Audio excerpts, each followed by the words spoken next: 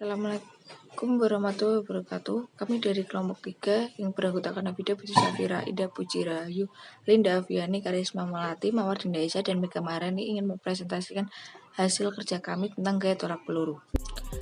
Gaya tolak peluru dalam perlombaan atletik terbagi menjadi 3 macam.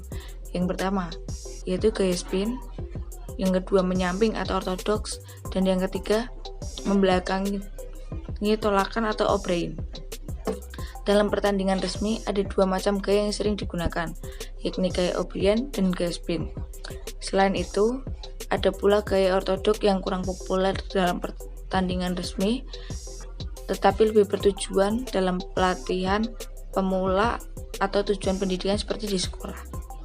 Perbedaan dari 3 gaya dalam tolak peluru terlihat ketika fase awalan atau sebelum peluru atlet menolak, atau lebih tepatnya pada posisi, rangkaian langkah, dan sikap atlet ketika melakukan gaya tolak peluru. Yang pertama kita jelaskan yaitu gaya O'Brien akan dibawakan oleh saya sendiri. Barry O'Brien, seorang atlet Amerika Serikat, mempopulerkan gaya glide atau meluncur yang kini lebih terkenal dengan gaya O'Brien.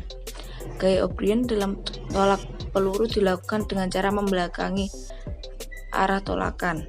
Saat melakukan gaya ini, pemain akan melakukan setengah putaran terlebih dahulu sebelum melontarkan peluru, sehingga saat persiapan dilakukan, pemain akan menghadap ke belakang sebelum kemudian berbalik ke depan.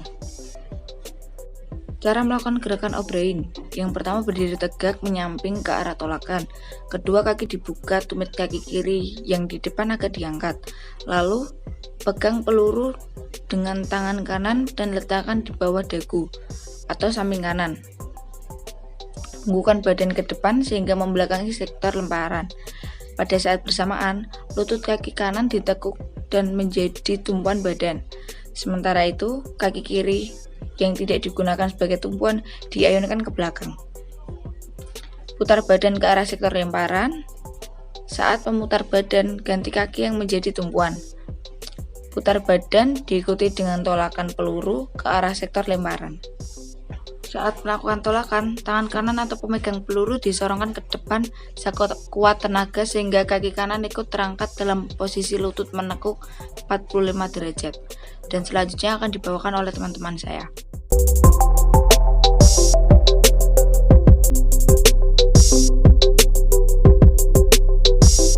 Di sini saya akan menjelaskan tentang gaya peluru yang kedua, yaitu gaya ortodoks. Gaya ortodoks itu apa sih? Gaya ortodoks kurang populer bagi kalangan atlet karena memang teknik ini lebih bertujuan untuk memperkenalkan olahraga tolak peluru bagi pemula. Teknik ini mudah untuk pemula lakukan karena tidak melibatkan banyak gerakan. Posisi tubuh menyamping dari area berdataran, letakkan bola logam antara kepala dan bahu, kemudian lakukan tolakan. Cara menolak peluru dengan gaya ortodoks atau gaya menyamping: 1. Berdiri tegak menyamping ke arah tolakan, kedua kaki dibuka, kaki kiri lurus ke depan, kedua kaki kanan dengan lutut dibengkokkan ke depan sedikit agak serong ke samping kanan barat, badan berada pada kaki kanan. Ketiga, dan badan agak condong ke samping tangan kanan memegang peluru pada bahu atau pundak. Keempat, tangan kiri dengan siku dibengkokkan berada di depan sedikit agak serong melemas. Tangan kiri berfungsi untuk membantu dan menjaga keseimbangan pandangan tertuju pada tolakan. Kelima, tangan kiri didorongkan dengan sekuat tenaga untuk menolak peluru pada saat tolakan peluru. Keenam, kaki kanan yang belakang diangkat untuk menambah daya tolakan.